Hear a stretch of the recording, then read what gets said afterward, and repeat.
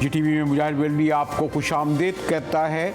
और तहरीक अदम एतमाद की बाज़गश्त इसलिए ज़रा धीमी पड़ गई कि अब इजलास जुमेरात को होगा।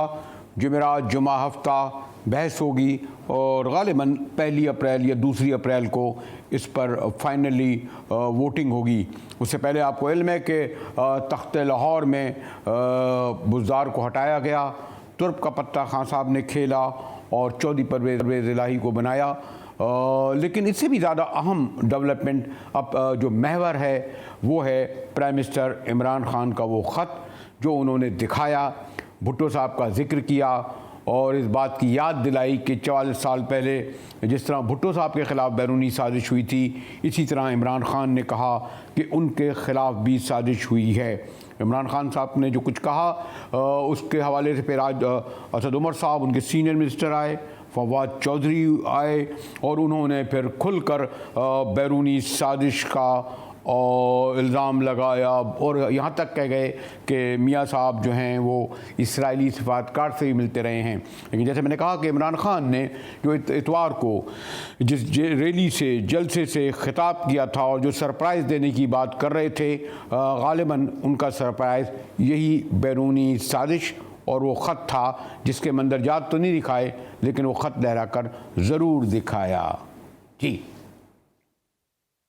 हमारे मुल्क को हमारे पुराने लीडर्स की करतूतों की वजह से धमकियां मिलती रही। हमारे मुल्क में मुल्क के अंदर मौजूद लोगों की मदद से हुकूमतें तब्दील की जाती रही। जुल्फ़िकार अली भुट्टो, मेरे उससे बहुत इख्तलाफात होंगे लेकिन मुझे उसकी खुददारी हमेशा पसंद थी। मुल्क को जब आजाद फॉरेन पॉलिसी देने की कोशिश की तो फजल रहमान, भगोड़ू नवाज शरीफ के इन दोनों की उन वक्त की पार्टियों ने जुल्फ़िकार अली भुट्टो के खिलाफ तहरीक चलाई और आज जैसे हालात बना दिए गए मुल्क में और उन हालात की वजह से जुल्फ़िकार अली भुट्टो को फांसी दी गई। आज उसी भुट्टो के दामाद आसिफ जरदारी सबसे बड़ी बीमारी और उसका नवासा। तो इमरान खान साहब जो है ये कहते हैं कि भुट्टो साहब को फांसी दी गई और आज उनके यानी भुट्टो के नवासे और दामाद जो हैं उन लोगों के साथ खड़े हैं जिन्होंने इस फांसी में शरीक जुर्म हुए। इसी बात को जो प्राइम मिनिस्टर इमरान खान ने कही, असद उमर और फवाद चौधरी ने आगे बढ़ाते हुए मज़ीद वदाहत से कहा कि ख़त तो वो नहीं दिखाएंगे, हाँ ज़रूर ये है कि वो सुप्रीम कोर्ट के चीफ जस्टिस को ये ख़त हवाले करने के लिए तैयार हैं। और फवाद चौधरी ने बड़े शदीद इल्ज़ामात की गोलाबारी की शरीफों पर, अपोजिशन पर। जो लोग भी नो कॉन्फिडेंस को प्लान कर रहे थे और मैं इसीलिए उस वक्त सबको कह रहा था नवाज शरीफ को बाहर ना जाने दो, क्योंकि इस तरह के लोग जब बाहर चले जाते हैं वो इंटरनेशनल एस्टैब्लिशमेंट का एक स्टूट बन जाते हैं, वो उनके अलाकार बन जाते हैं। सो जब आपने नवाज शरीफ वहाँ पे बैठ के वहाँ पे उनकी जो मुलाकातें हुई हैं, जो बहुत सारी रिपोर्ट भी हुई हैं जिसमें उनकी इजराइली जो सफारतकार हैं उनसे मुलाकातें हैं, बाकी लोगों से मुलाकातें हैं, उसके बाद ये जो खत हमें आया है इसमें नो कॉन्फिडेंस से पहले आया है लेकिन नो कॉन्फिडेंस का जिक्र है। ये प्रॉब्लमेटिक चीज है सारे की सारी इसमें। जी, तो फवाद चौधरी ने यानी ये ग़ालिबन हिंदुस्तान से ज़्यादा किसी साबिक़ा या मौजूदा हुकूमत में अहलकार या हत्ता के प्राइम मिनिस्टर का नाम लेना एक बहुत बड़ा इल्ज़ाम है, जिसके बारे में अभी मैं देख रहा था कि शायद रब्बानी साहब भी उसकी तरदीद कर रहे थे, बल्कि सख्त अल्फाज में रद्द-ए-अमल का इज़हार कर रहे थे। बिलावल साहब ने भी की और मरियम बीबी ने तो इस ख़त का अपने अंदाज में मजाक उड़ाया और जिससे मुझे ऐसा लगा कि अब उनमें जहाँ सियासी बुर्दबारी के साथ ज़रा सेंस ऑफ ह्यूमर भी उनका अब सामने आने लगा है। देखिए मरियम बीबी किस तरीके से इमरान खान के ख़त को कह रही थी, देखिए इस तरह पढ़ रहा था।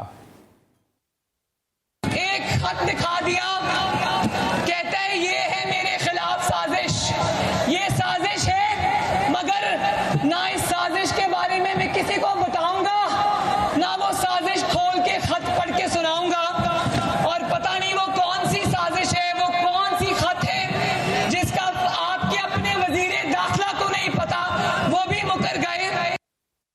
जी, तो डॉक्टर मरियम बीबी कहती हैं कि एक ऐसा ख़त है जो उनके वज़ीर दाखिला को नहीं पता है। हमारे साथ डॉक्टर अमजद शेर साहब, दिफाई तजिया निगार और इंटरनेशनल उमूर पर गहरी उमूर है, डॉक्टर हुमा बकाई हैं। पहले मैं जनरल साहब की तरफ चलता हूँ। जनरल साहब, ये जो आज क्या समझते हैं कि जो इमरान खान साहब ने ख़त लहराया और वो याद ताज़ा कर दी 4 दहाई पहले, जब भुट्टो साहब तो खैर राजा बाज़ार में निकल आए थे, अमरीकनों का नाम भी लिया था, इमरान खान ने ना ख़त के मंदरजात बताए, न किसी एहलकार का नाम लिया, हाँ कुछ वजाहतें ज़रूर उनके वज़रा ने की। तो आप ये समझते हैं कि ये वही तारीख दोहराई जा रही है जनरल साहब? बिस्मिल्लाहिर्रहमानिर्रहीम। देखिए मुजाहिद साहब, ख़त तो मौजूद है। अब ये जिस खत की बात कर रहे हैं या जो दिखा रहे हैं वो थोड़ा ज़रा अजीब सा लगता है कि उस खत में ये लिखा हो कि नो कॉन्फिडेंस मोशन अगर कामयाब ना हुई तो ये होगा वो होगा, लेकिन मुझे इतना अंदाज़ा है कि एक खत जिससे कुछ कॉन्सिक्वेंसेस का लिखा हुआ था वो मौजूद है। अब चीज़ ये है कि इस खत का क्या यहाँ पे सिर्फ बाहर पब्लिक में आके उसका ऐलान करना ज़रूरी था? मेरे ख्याल में बहुत अहम चीज़ ये है कि पाकिस्तान को कुछ खतरात लाहक हैं। ये नेशनल सिक्योरिटी कमेटी की मीटिंग होनी चाहिए थी, उसमें ये डिस्कस होता, उसमें एनालाइज किया जाता कि ये ख़त के मदरजात की रोशनी में क्या क्या खतरात पाकिस्तान को हो सकते हैं और उसका तोड़ क्या होगा, पाकिस्तान को आगे क्या करना चाहिए, कैसी स्ट्रेटजी होनी चाहिए। और नेशनल सिक्योरिटी कमेटी अगर रिकमेंड करती तो पार्लियामेंट में भी जाके तो आप इसको फिर मजीद वहां से तायद ले सकते थे। पार्लियामेंट में आप बिल्कुल बंद कमरे में सेशन करवा लें या पार्लियामेंट्री कमेटी जो है आपकी नेशनल सिक्योरिटी पे, उस पर सिर्फ बात करवा लें। तो ये चीजें जो हैं ये तो हमें पॉजिटिवली कंस्ट्रक्टिव तरीके से लेना चाहिए था। ये बड़ी सीरियस चीज है।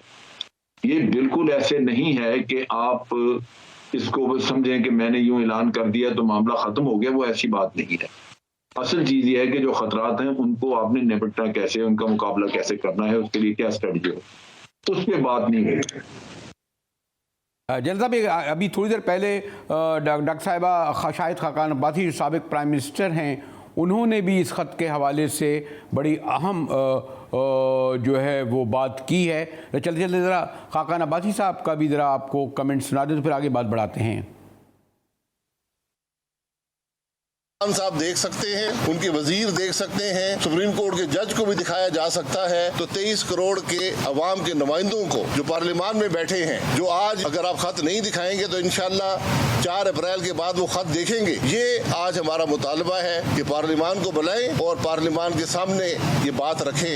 ये कौन सा मुल्क है जिसने हमारे वज़ीर-ए-आज़म को धमकी आमेज खत लिखा है? तो मैंने जैसे कहा कि तहरीक-ए-एतमाद से सियासत जो है वो अब तहरीक-ए-एतमाद पे आ गई है, बल्कि तख्ता लाहौर पर भी बड़ा देखिए जी। जनरल अमजद शेर साहब से तो गुफ्तगू हो रही है। डॉक्टर साहब, अब जो 2 वज़ीर आए उन्होंने तो बाकायदा नाम लिया, ये जो ख़त आया है आपके ख्याल में एक यानी जिसे कहते हैं बाउंस बैक भी और एक जो ख़ास तौर पर चौधरियों के सबब भी उन्हें एतमाद मिला है, और ये इल्ज़ाम जो लगाया है और ख़ास तौर पर अब तो खैर नाम भी दे दिया, आप समझते हैं कि इस तरीक़ा से कुछ लोग कहते हैं गैर मोहतात रवैया है इस तरह के ख़त की बात करना? देखिए जी, गैर मोहतात रवैया तो मैं बहुत माजरत के साथ गुजारिश करूं हमारे तमाम सियासतदानों का है इस वक्त, क्योंकि अपनी सियासी बका के लिए और कुर्सी के हसूल के लिए ऐसा लगता है कि कुछ भी करने को तैयार हैं। लेकिन हैविंग सेड दिस, मैंने आपके साथ जब मेरी एक डायलॉग था तो वहाँ भी मैंने ये कहने की जसारत की थी कि जलसे का जो नैरेटिव था उससे पहले जो इमरान खान साहब की और पीटीआई के खिलाफ नैरेटिव था, महंगाई के हवाले से, इन सम वेज इवन करप्शन और काउंटर करप्शन के हवाले से, उन तमाम नैरेटिव को इस नेशनल सिक्योरिटी नैरेटिव ने दफन कर दिया। क्योंकि अब इशू मुल्क की सियासी जमातों के हवाले से नहीं, अब इशू ये है कि क्या रियासत पाकिस्तान का sitting prime minister under threat है, और क्या कोई जो फवाद चौधरी साहब ने फरमाया कि एक इंटरनेशनल एस्टेब्लिशमेंट है, जो मुझे भी पता है और आपको भी पता है कि है और इंतहाई फाल है, तो क्या वो एस्टेब्लिशमेंट इस वक्त कारफरमा है? और फिर जिस मुलाकात की बात की, अगर वो मुलाकात हुई है तो फिर आके इसको वेहेमेंटली डिनाई करना चाहिए PMLN को, क्योंकि PMLN तो हर 15 या 20 मिनट पर प्रेस कॉन्फ्रेंस करती है। सुबह भी राना सनाउल्लाह साहब मौजूद थे, दूसरे लोग मौजूद थे। ये इतनी बड़ी बात है, इसको तो आके इमीडिएटली डिनाई करना चाहिए। आप वजह कहने से कल तक मरियम नवाज साहिबा इसकी खत का तमस्खुर उड़ा रही थी, अब बात तमस्खुर से आगे निकल गई है। अब बात नेशनल सिक्योरिटी की है, अब बात रियासत पाकिस्तान के प्राइम मिनिस्टर की है। तो ऐसी सूरत में तो उन्हें फौरन आके बताना चाहिए। और अगर आप मुझे इजाजत दें मुजाहिद साहब, तो एक बात और कहना चाहती हूँ। देखिए, इमरान खान साहब ने बिल्कुल वाज़ेह तौर पर कहा कि इसके हवाले से टॉप मिलिट्री क़यादत को इसका इल्म है और वो चीफ जस्टिस ऑफ पाकिस्तान के साथ भी इसको शेयर करने को तैयार हैं। असद उमर ने कहा, मैंने वो मरासला कई दफा पढ़ा है, मैं नहीं चाहती कि मैं इतने बड़े नामों को इस मुल्क में रहते हुए इन पर शक करूं। और अगर ऐसी कोई बात नहीं होती तो ISPR से जवाब आ जाता कि नहीं जी ऐसा कोई खत नहीं है, हमें इसके बारे में कुछ नहीं पता। वहां से तो कोई डिनायल नहीं आई है। ओके डॉक्टर साहब, जनरल साहब, आपने डॉक्टर हुमा बकाई को भी सुना, और जैसे मैंने कहा कि फवाद चौधरी के बारे में तो कह सकते हैं ज़रा थोड़ा सा है उनका स्टाइल, लेकिन असद उमर एक संजीदा एक बैकग्राउंड रखते हैं। उन्होंने भी वो साथ किया जो फवाद चौधरी कर रहे थे, यानी ख़ास तौर पर जैसे मैंने कहा इसराइली सफारतकार से मुलाकात करना एक एलिगेशन नहीं, एक बहुत सीरियस सिक्योरिटी थ्रेट कहलाएगा ना। इंडिया का तो अपनी जगह, लेकिन मेरे ख्याल में बाद लोग कहते हैं इंडिया से ज़्यादा इसराइल इस बार से हमारे लिए ख़तरनाक है। जनरल शोएब, देखिए, मैं एक चीज़ अर्ज़ करूं,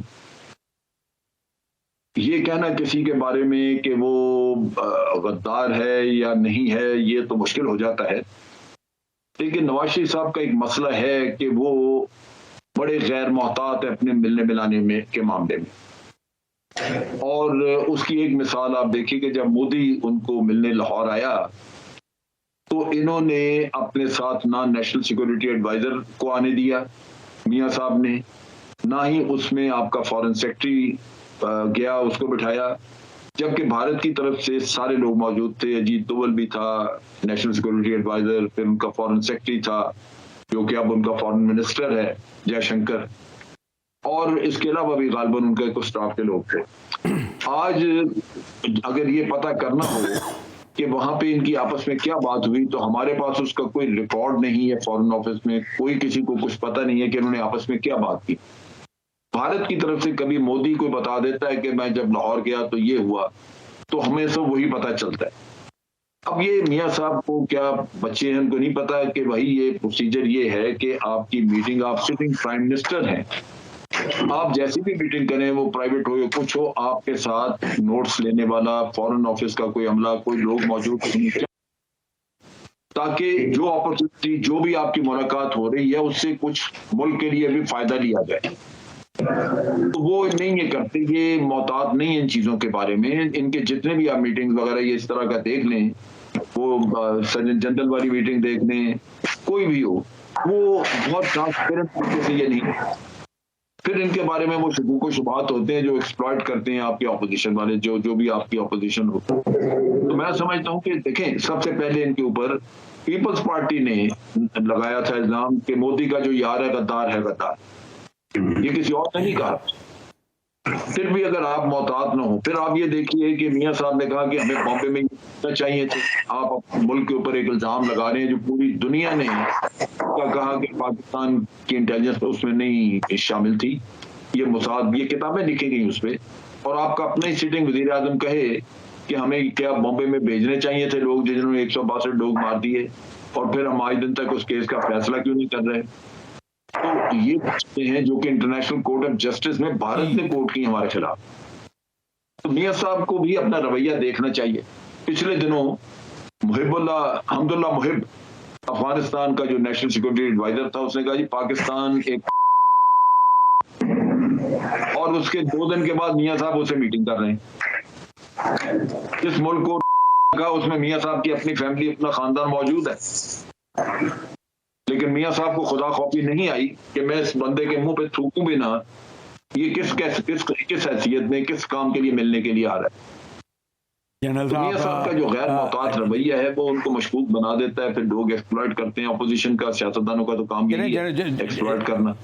जनरल साहब, ये तो खैर आप ही बातें कर सकते थे, मैं और डॉक्टर हुमा तो फिर भी बड़े गार्डेड लफ्ज़ इस्तेमाल करते हैं और कोशिश करते हैं कि ये हुक्मरान, बहरहाल अफसोस ये होता है कि बाद वक्त, मैं एक को नहीं कह रहा, हुकूमत या अपोजिशन के लोग फॉरेन पॉलिसी, नेशनल सिक्योरिटी जैसे हसास मामले में इस तरह गुफ्तगू कर रहे होते हैं कि जैसे वो कोई किसी थड़े या किसी ढाबे में बैठे गुफ्तगू कर रहे हैं। इस पर गुफ्तगू जारी रखेंगे। डॉक्टर हुमा बकाई, जनरल अमजद शोएब हमारे साथ हैं, मिलते हैं एक ब्रेक के बाद।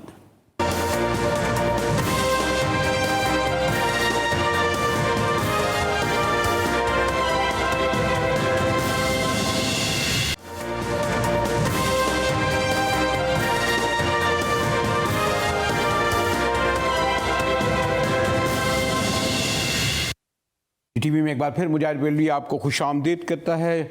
और मैंने कहा ना कि इमरान खान साहब ने, प्राइम मिनिस्टर ने जो ख़त लहराया था या दिखाया था या बताया था, उसकी बाज़गश्त सुनाई दे रही है। आज प्रेस कॉन्फ्रेंस भी हुई, बाद में हमारे अपोजिशन के लीडर्स भी आए, उन्होंने कहा ख़त पूरा दिखाएं। हमारे साथ जनरल अमजद शोएब साहब और डॉक्टर हुमा बकाई मौजूद हैं। गुफ्तगू हो रही थी उनसे। जनाब, ये जो बहरहाल ये तो हकीकत है ना कि अमेरिका अब वो सुपर पावर नहीं रहा 80s की। पाकिस्तान भी इतना डिपेंडेबल नहीं है अस्करी तौर पर, माशी तौर पर अमेरिका का। और आज ये भुट्टो का भी दौर नहीं, उस वक्त तो PNA थी कि भुट्टो साहब का साथ लोग छोड़ गए थे। तो ये जो इमरान खान ने अगर भुट्टो साहब से अपने को जोड़ा है 40 साल पहले, लेकिन मगर सूरत तब्दील है अब तो। जैसे मैंने कहा कि अब इसे सुपर पावर अमेरिका नहीं है कि जिस हुकूमत को चाहे गिराए, जिसको बिठाए, सुइकार्नो, कदाफी, सद्दाम हुसैन या फिर Korea war, Vietnam war. General साहब, देखिए, रोल है और किसी हद तक, लेकिन हमें ग्राउंड रियलिटीज को देखना चाहिए। आज भी हमारे हुक्मरान, अगर मैं PMLN और पीपल्स पार्टी के अदवार को देखूं, तो वो अपने वक्त में अमेरिका की खुशनुदी हासिल करने के लिए कोशिशें करते रहे, क्योंकि गालिबन हमारे सियासतदानों में ये फीलिंग है कि अगर हमने अपना इक़्तिदार कायम रखना है तो अमेरिका की तायद की जरूरत है। जुल्फ़िकार अली भुट्टो के चले जाने के बाद, ज़िया-उल हक ले लें, बाद में मुशर्रफ हो, कोई भी हो, इन सब ने अमेरिका की खासी तायद की, उनकी हाँ में हाँ मिलाते रहे। अमेरिका को आपसे ना सुनने की कोई आदत नहीं, उसको कभी ये उनके वहम और गुमान में नहीं होता कि आप भी कभी ना करेंगे, क्योंकि आप तो कर्जों पे जीने वाली कौम है। जो कर्जों पे जिंदा रहती कौम, उसके लिए नेशनल सिक्योरिटी जो है वो हमेशा दूसरों की ताबे हो जाती। तो ये तो एक हकीकत है, जो जमीनी हकीकत है कि आपके मुल्क से ना उन्होंने कभी नहीं सुना। दूसरी चीज ये है कि उनको 141 मुल्क हमारे रूस के खिलाफ 141 जनरल साहब, सॉरी टू से जनरल साहब, डॉक्टर साहब, मेरा ये ख्याल है कि इस वक्त जो चाइना से इकनॉमिक हमें एड मिल रही है, बल्कि आपको मुझसे शायद ज़्यादा इल्म होगा, काफ़ी तौर पर हम मिलिटराइजेशन में भी चाइना एक बहुत बड़ा अहम किरदार कर रहा है। पहले तो हम टोटली डिपेंडेबल अमेरिकन पे थे। हमारी जो फ़ौज की या ब्यूरोक्रेसी की जो एलीट थी या अशराफिया थी, वहीं से पढ़ती थी, वहीं रहती थी, वहीं औलादा थी। अब वो वैसी सूरत हाल तो नहीं। इसलिए मैं ये कह रहा था कि क्या अमेरिकन या इसराइल या बैरूनी क़ुव्वत वाकई इतनी तब्दील लाने की काबिल होती है, काबिल होगी अब हमारे मुल्क में? डॉक्टर हुमा। देखिए मुजाहिद, ये बात तो बिल्कुल सही है कि जो अमेरिकन सुपरमेसी है, सो टू से, या जो अमेरिका का यूनिपोलर स्टेटस है, वो इस वक्त चैलेंज्ड है। और इसकी एक मिसाल मैं आपको इस तौर दूं कि इस वक्त जो इस्तांबुल में डायलॉग हो रहा है रशिया और यूक्रेन के बीच में इस जंग के हवाले से, वहाँ प्यूटिन के हवाले से प्रेसिडेंट बाइडेन ने ये बात कही आकर सबके सामने कि हाँ, मैंने गुस्से में ये कह दिया था कि रशिया में प्यूटिन की हुकूमत नहीं होनी चाहिए। और उसके बाद उन्होंने कहा मैं माफी नहीं मांगूंगा, लेकिन मेरा ये हरगिज मतलब नहीं था कि वहाँ ये हुकूमत नहीं होनी, प्यूटिन की हुकूमत नहीं होनी चाहिए, क्योंकि रशिया ने शदीद तरीन एतराज किया था कि अमेरिका को ये हक हासिल नहीं है कि ये बताए कि किस मुल्क में कौन सी हुकूमत होनी चाहिए। तो उन्होंने माफी तो नहीं मांगी, लेकिन उन्होंने ये बात जरूर कही कि मैंने ये गुस्से में कहा। अब अगर इस बात को मैं वो वाकये से जोड़ दूं जो मुझे अच्छी तरह पता है, आपको याद होगा कि जब सलाला का अटैक हुआ था तो पाकिस्तान ने हिलरी क्लिंटन से कहा था कि आपने जो हमारे फौजियों को हम आपके इत्तेहादी थे और उस वक्त आपने हमारे फौजियों को मारा है, आप इसकी माफी मांगी। हिलरी क्लिंटन ने भी यही जवाब दिया था कि हमें इस पर अफसोस है लेकिन हम माफी नहीं मांगेंगे। तो देखिए, ये जो चीजें, जिन बातों की तरफ इशारा हो रहा है, ये आलमी सियासत में नई नहीं है। नहीं, मैं सिर्फ डॉक्टर साहब सॉरी टू इंटरप्ट, एक बार क्विक मैं आपसे मालूम करना चाहता था, अमेरिकन इन्फ्लुएंस इतना इकोनॉमिकली और हम इतने डिपेंडेबल हैं मैं आपसे ये गुजारिश करूं कि पाकिस्तान के पास उस वक्त शदीद इकोनॉमिक कंस्ट्रेंट है, लेकिन इकोनॉमिक स्पेस भी है रशिया की वजह से भी और चाइना की वजह से भी। और तीसरी अहम बात ये कि अमेरिका कह चुका है कि हम आपकी वो माशी मदद नहीं कर सकते, एक हद के बियॉन्ड आपकी माशी मदद हम नहीं कर सकते, ये कह चुका अमेरिका आपसे। आखिरी बात अगर मुजाहिद आप मुझे इजाजत दें मैं कह दूं कि देखिए, पाकिस्तान ने बात बिल्कुल वाज़ेह की है, हम किसी से लड़ाई नहीं चाहते, हम किसी की गुलामी नहीं चाहते, हम सबसे दोस्ती चाहते हैं। ये independent foreign policy crave out करना मुश्किल काम है, लेकिन उसकी कोशिश करना गुनाह नहीं है। ऐसा लगता है कि जब इमरान खान साहब इंडिपेंडेंट फॉरेन पॉलिसी को तमाम तर कंस्ट्रेंट्स और कंपल्शन के बावजूद क्रेव करने की कोशिश करते हैं, मुस्लिम उम्मा की आवाज बनते हैं, चाइनीज प्राइम मिनिस्टर यहाँ के साउथ साउथ डायलॉग की बात करता है, तो मुझे समझ में नहीं आता कि इस हवाले से एक कमेंट नहीं आता किसी का। ओआईसी तारीखी समझ था, एक कमेंट नहीं आया किसी का। और फिर आप दीगर बातें जो ग्लोबल हैं, मैं टर्किश टेलीविजन पे थी, मेरे साथ बहुत सीनियर रहनुमा थी पीपल्स पार्टी की, वो इस बात का जवाब नहीं दे सकी कि महंगाई पाकिस्तान का फिनोमेना नहीं है, ग्लोबल फिनोमेना है। तो जिस बात पे आप इमरान खान को गिराना चाह रहे हैं वो ग्लोबल है, उनकी गलतियां हैं, बिल्कुल हैं, पॉलिटिकली इमेच्योर हैं, बिल्कुल हैं, उनकी टीम से गलतियां हुई, बिल्कुल हुई। मैं दोबारा आपसे पूछती हूँ कि इस वक्त तो कौम दोराई पे खड़ी है ना, फैसला कर ले किसके साथ जाना है, आजमाइयों के साथ जाना है या इनका वक्त मुकम्मल करने देना है। डॉक्टर साहब, आप तो खुद होस्ट हैं, आपको पता है कैमरे के पीछे से क्या आवाज़ आती है कान में आपके के आपके पास आपको ब्रेक की तरफ जाना पड़ा है। Thank you doctor Huma Bakai, thank you general Amjad Shoaib. हमारे साथ रहिएगा कि सियासत में एक नया बड़ा टर्निंग पॉइंट आया है तरीके बाद, और वो है चौधरियों की जो है वो इधर से उधर, और ख़ास तौर पर आसिफ अली जरदारी जो उनके बहुत करीब रहे हैं, उन्हें बड़ा अफसोस हुआ कि रात को तो हमसे मिलते हैं और सुबह कहीं और चले जाते हैं, और बड़े पुरउम्मीद हैं कि चौधरी परवेज़ इलाही चीफ मिनिस्टर नहीं बनेंगे। इस पर गुफ्तगू करेंगे एक ब्रेक के बाद, हमारे साथ रहिएगा।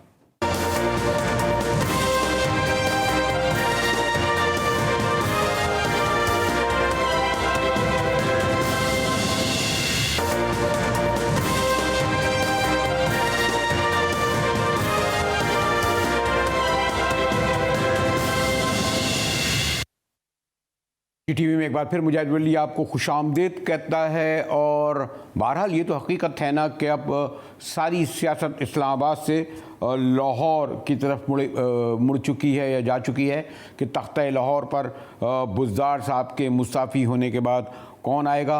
हफ्ते एक पहले तक चौधरी परवेज़ इलाही बड़ी शदीद नाराज़गी का इजहार कर चुके थे, जिसके सबब आपको इल्म है कि शरीफ बरसों की अदावत कदूरत छोड़कर जो है वो एक से कई बार चौधरी परवेज़ इलाही चौधरी शुजात हुसैन से मिले, लेकिन सबसे ज़्यादा अफसोस हमारे आसिफ अली जरदारी को हुआ।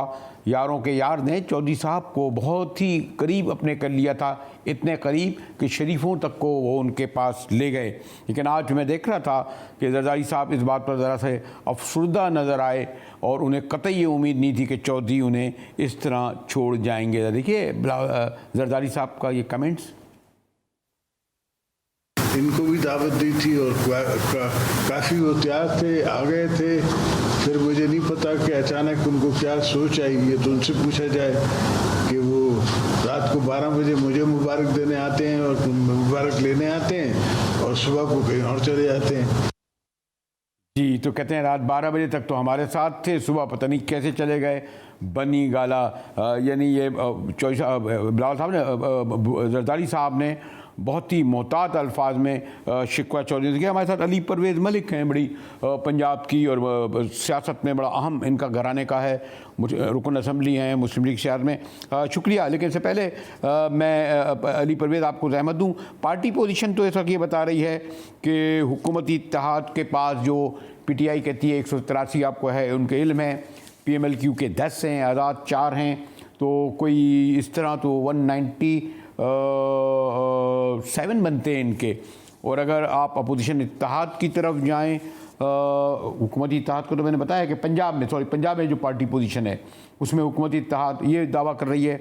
अपोजिशन इत्तेहाद का दावा है कि PMLN के 165, PPP के 7, आज़ाद 1, तो 173, गो के ये फ़र्क 20 का है। लेकिन इसमें अहम बात यह है कि जो फैसला तरीन अलीम ग्रुप को करना है, जिसका दावा है कि जनाब उनके साथ 22 अरकान हैं, बल्कि कुछ लोग क्वेश्चन वही कर रहे हैं कि शायद अलीम खान साहब के नाम पर एग्री हो जाए, लेकिन मामला इतना आसान नहीं।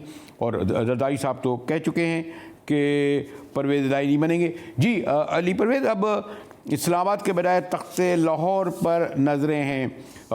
सॉरी टू से आपकी क़यादत ने तवातुर से चौधरियों के यहाँ, हाज़िरी का लफ्ज़ भी इस्तेमाल नहीं करूँगा, मुलाकातें की और वो कोशिश की कि पास को भुलाकर, लेकिन क्या हो गया ये अली परवेज़? मुजाहिद भाई, सबसे पहले तो बहुत शुक्रिया, आपने अपने प्रोग्राम में याद किया। और मैं जो ये इत्तेहादियों की सियासत है इसके ऊपर बिल्कुल आ जाऊंगा, पर उससे पहले मैं आपसे गुजारिश करूंगा कि 1 सेकंड के लिए इमरान खान साहब ने जो अपनी सारी सियासत जिसके अंदर वो आला इक़दार और इखलाकियात का हमें दर्स देते थे उसके ऊपर मबनी की हुई थी, तो ज़रा 1 सेकंड के लिए ये भी तो सोचिएगा कि एक हुकूमत जो 6-7 वोटों की मेजॉरिटी के ऊपर कायम हो, और जब उसका वज़ीर आज़म अपने हाथों से 13-14 मेंबरान को शो कॉज नोटिस ले, तो उसके बाद उसकी इखलाकी अथॉरिटी कहाँ पे खड़ी है और क्या उसको आज हुकूमत के अंदर होना चाहिए कि नहीं होना चाहिए, ये एक बुनियादी सोच है जो मैं आपके पास छोड़े जा रहा हूँ। और इसके बाद हमने ये पहले भी देखा है कि इमरान खान साहब अपनी सियासत को, अपने इक़्तिदार को तूल देने के लिए हर किस्म का समझौता करते हैं, तो यकीनन वो एक दफ़ा फिर इसी तगदो के अंदर आज नज़र आते हैं। जहाँ तक आपने पंजाब की बात की, उसके ऊपर तो सारे का सारा फोकस शिफ्ट होगा मेरे ख्याल से अगले हफ्ते से। इस हफ्ते तो आप जानते हैं जुमेरात को इजलास नेशनल असेंबली का बुलाया हुआ है और वहां पे डिबेट भी ओपन होनी है, और हो सकता है कि उसी दिन इस मोशन के ऊपर जो नो कॉन्फिडेंस का, अदम एतमाद का मूव हुआ है उसके ऊपर शायद वोटिंग भी हो जाए, क्योंकि आईनी तकाजा जो है 3 दिन का, उस वक्त 3 दिन पूरे हो गए होंगे और इस मामले को कंक्लूड होना है 7 दिन के अंदर अंदर। तो पहले तो सारे का सारा काम नेशनल असेंबली के अंदर होगा, और वहां पे मैंने जो अखलाकी पोजीशन और जो नंबरों की पोजीशन है, आप बाप पार्टी के वोट्स हमारे साथ आ जाने के बाद, उसके बाद भूटानी साहब भी आ गए हैं, जमहूरी वतन पार्टी भी आ गई हुई, और जहां तक मुझे पता है काफ लीग भी अभी जो है उनके अंदर अभी भी ब्रेनस्टॉर्मिंग जारी है। हालांकि मीडिया के अंदर और मुनस इलाही साहब के चंद बयानात आ गए हैं, तो हमें मेरे ख्याल से उसको भी थोड़ा सा टाइम दे देना चाहिए। और अभी MQM का भी मामला सामने पड़ा हुआ है, तो इमरान खान साहब आखिर में आके जो मर्जी समझौते करते जाएं, इत्तेहादियों ने उनके रवैये देख लिए हुए हैं कि जब उनको जरूरत पड़ती है वो हर किस्म की बात मान लेते हैं, बाद में उनको किस तरह से इग्नोर किया जाता है। वो काफ लीग की मिसाल भी है, बाकी सारी जमातों की है। तो इंशाल्लाह फिक्र ना करें, हम इन नालायकों से इंशाल्लाह इस हफ्ते नहीं तो अगले हफ्ते के शुरू के अंदर बिल्कुल छुटकारा हासिल कर लेंगे। लेकिन मैं अली फिर इस बात पर इसरार करूंगा पंजाब पर, क्योंकि बहुत ही पैराडाइम शिफ्ट हुई है, और उसमें मैंने जैसे कहा कि अगर आप नंबर गेम में तो जाना पड़ता है ना, एक एक वोट अहम है।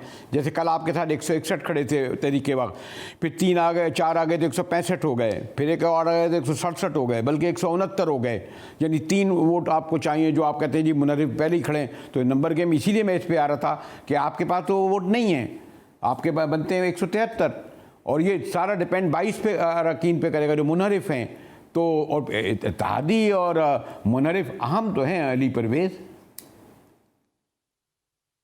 देखें मुजाहिद साहब, आप बिल्कुल ठीक कह रहे हैं। जो सेनेट के अंदर हुआ, मेरे ख्याल से सारी की सारी जो अपोजिशन की जमातें हैं उनके लिए बाइस से शर्म है।